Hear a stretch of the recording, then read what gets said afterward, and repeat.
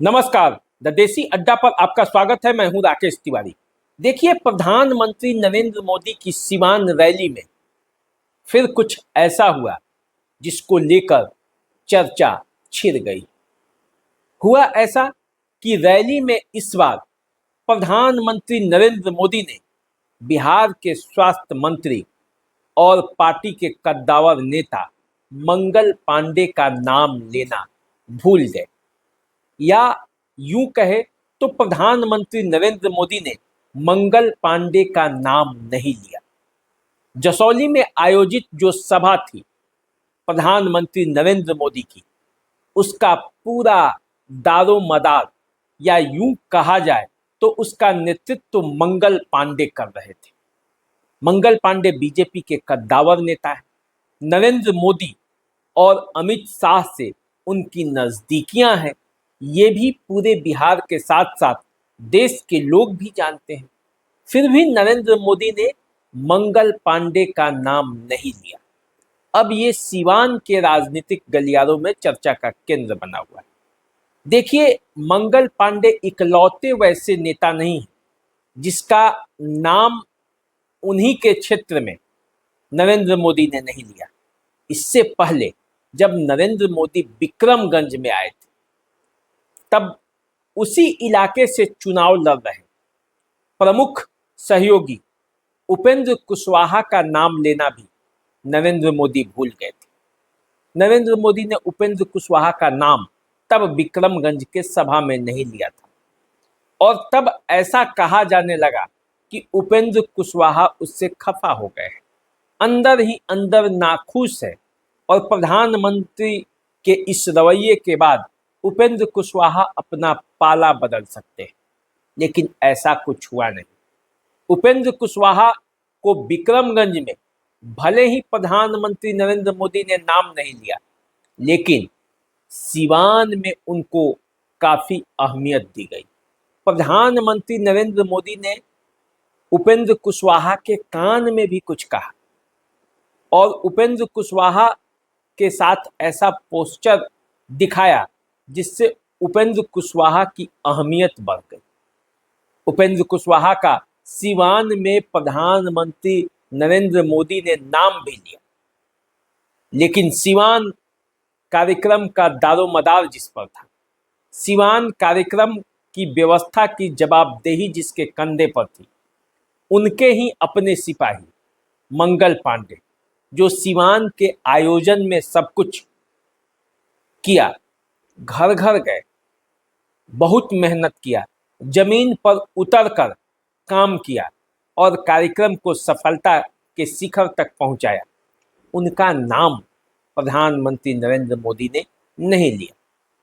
तो ऐसा प्रधानमंत्री नरेंद्र मोदी करते क्यों हैं? जहां जाते हैं वहां के स्थानीय नेता, जिसके ऊपर सारा दारोमदार होता है, पार्टी का भी, आने वाले चुनाव में भी उसको जाना है, तो उसका नाम ही नहीं लेते। ये दूसरी बार लगातार ऐसा हुआ है, और इसी के बाद ये सवाल खड़ा हुआ है कि आखिर प्रधानमंत्री नरेंद्र मोदी ऐसा करते क्यों हैं, और ऐसा करने के पीछे उनका मानसा क्या है, क्या सोचते हैं। देखिए, जसौली में जो कार्यक्रम हो रहा था, उसमें मंगल पांडे ने बाकायदा प्रधानमंत्री का स्वागत किया, गए, मंच तक उनको बुलाया गया, वो गए।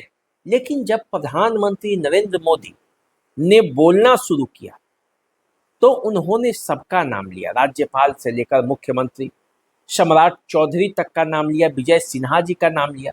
और ऐसा कहा जाता है कि बीजेपी में जो तीसरे नंबर के नेता हैं, और कई मायने में तो उससे भी ज़्यादा प्रभाव है मंगल पांडे का, और जिनके गृह जिला में ये कार्यक्रम था, उनका नाम प्रधानमंत्री नरेंद्र मोदी ने नहीं लिया।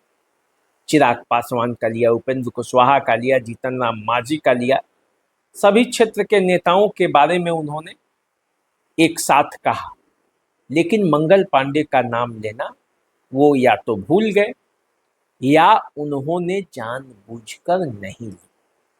तब सवाल उठने लगा विरोधी जो मंगल पांडे के हैं उन्होंने ये कहना शुरू किया कि मंगल पांडे की अहमियत बस इतनी है, नरेंद्र मोदी ने उनको सम्मान नहीं दिया या नरेंद्र मोदी उनको भूल गए।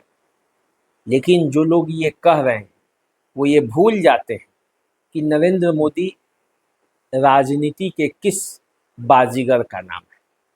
नरेंद्र मोदी जिसका नाम नहीं लेते उसको बहुत कुछ देते हैं, ये इतिहास गवाह है।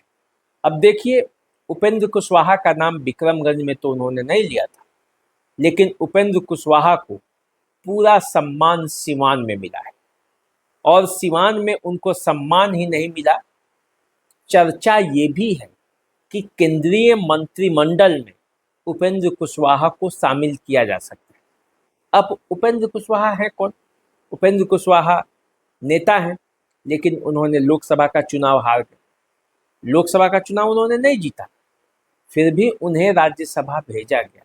बीजेपी ने अपने कोटे से उन्हें भेजा और अब मंत्री बनाने की चर्चा हो रही। तो है बात न दम। इसी तरह जो बीजेपी के अंदर की पॉलिटिक्स और बीजेपी की जो रणनीति जानने वाले लोग हैं, उनके हिसाब से, उनके चर्चा के हिसाब से प्रधानमंत्री नरेंद्र मोदी ने अगर मंगल पांडे का नाम नहीं लिया है तो इसका मतलब है कि मंगल पांडे की का प्रमोशन तय है। मंगल पांडे आगे बढ़ने वाले हैं, क्योंकि जिस तरह से ये आयोजन सफलतापूर्वक उनके नेतृत्व में हुआ, या यूँ कहें तो मंगल पांडे इस रैली के लिए, इस सभा के लिए सिवान में कैंप किए थे, घर घर गए थे, रणनीति बनाए, घूमे फिरे और लोगों से नरेंद्र मोदी की इस सभा में आने के लिए अपील भी की। अब तो कहने वाले ये कहेंगे कि मंगल पांडे जमीनी स्तर के नेता नहीं हैं, वे नेताओं के नेता हैं, वो पार्टी के नेता हैं, वो हवाई नेता हैं, एमएलसी से जीतते हैं, विधायक का कभी चुनाव जीता नहीं। लेकिन जिस तरह से जमीन पर उन्होंने ये कार्य किया, वे साबित कर दिया उन्होंने कि वे केवल एमएलसी ही नहीं हैं, बल्कि वो जमीन पर भी काम करना जानते हैं। लोगों को किस तरह से अपने पास बुलाया जाता है, इसके कला में भी वो महारत हासिल किए हुए हैं। अब देखिए, अब कहने वाले ये कहे कि सरकारी जो क्षमता है उसका दुरुपयोग किया गया, लोगों को बटोर लिया गया। देखिए, जब चुनाव होता है और जो परीक्षा होती है, तो परीक्षा में रिजल्ट कैसा, कितना आया, कितना परसेंट स्टूडेंट लाया, यही देखा जाता है। ये नहीं देखा जाता है कि स्टूडेंट लाया कैसे, कैसे पढ़ा, दिन में पढ़ा, रात में पढ़ा, 2 घंटा पढ़ा या 24 घंटा में 22 घंटा पढ़ा। देखा जाता है कि वो परसेंटेज मार्क्स कितना लाया, 98% लाया या 5% लाया। कोई 2 घंटा पढ़ के भी 98% मार्क्स लाया तो जय जयकार उसकी ही होती है। उसी तरह जब चुनाव होता है तो देखा जाता है, रैली होती है तो देखा जाता है कि भीड़ कितना जुटा।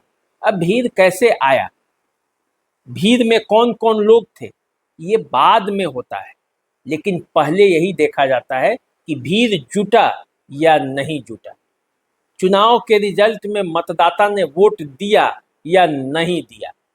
अब किस तरह से दिए, किस कॉम्बिनेशन से दिए, इस पर बहुत कुछ रिजल्ट पर असर नहीं पड़ता। इसीलिए मंगल पांडे ने भीड़ जुटाने में यदि सफलता पाई है, अपने नेताओं के सहयोग से, अपने जो गठबंधन के साथी हैं उनमें तालमेल करके यदि नेतृत्व करते हुए सिवान में उन्होंने भीड़ जुटाई है, तो इसका जो फल है उनको मिलने वाला है। और जब नरेंद्र मोदी ने नाम नहीं लिया है तो इसका मतलब है कि उन्हें कुछ बहुत बड़ा मिलने वाला है।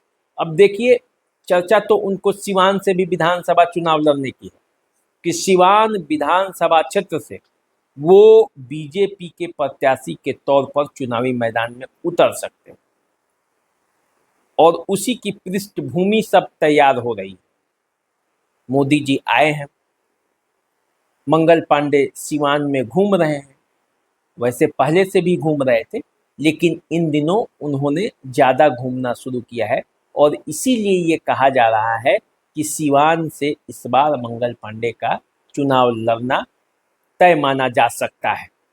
हालांकि इसका ऐलान अभी मंगल पांडे ने नहीं किया है और न वो अभी करेंगे भी, क्योंकि मंगल पांडे एक सधे हुए और समझदार नेता माने जाते हैं। जितनी नज़दीकी उनके नीतीश कुमार से उतनी ही नज़दीकी उनका बीजेपी के बड़े नेताओं से, तो वो तालमेल बैठाना भी जानते हैं। तो इसलिए अब क्या होगा, कैसे होगा, ये आने वाले समय में पता चलेगा। लेकिन प्रधानमंत्री नरेंद्र मोदी ने एक बार फिर साबित किया कि वो कुछ ऐसा करते हैं जिसकी चर्चा उनके जाने के बाद भी होते रहती। तो चलिए, आप हमारे साथ बने रहिए, हम आपको राजनीति से जुड़ी हर खबर बताते रहेंगे। बिहार के चुनावी राजनीति में जो चौसर फेंका जा रहा है वो कैसा है, किस पर फिट बैठेगा, चुनावी बाजी कौन जीतेगा, कौन किसकी तैयारी कैसी है, सब बातें हम आपको बताते रहेंगे। आप हमारे साथ बने रहिए, देखते रहिए द देसी अड्डा। चैनल को सब्सक्राइब कर लीजिए, यदि फेसबुक पर हमें देख रहे हैं तो फॉलो ज़रूर कीजिए। आपका स्नेह और आपका प्यार हमारा मनोबल बढ़ाता है और तभी हम आप एक दूसरे से जुड़े रह पाते हैं। तो चलिए, अभी दीजिए इजाज़त, नमस्कार।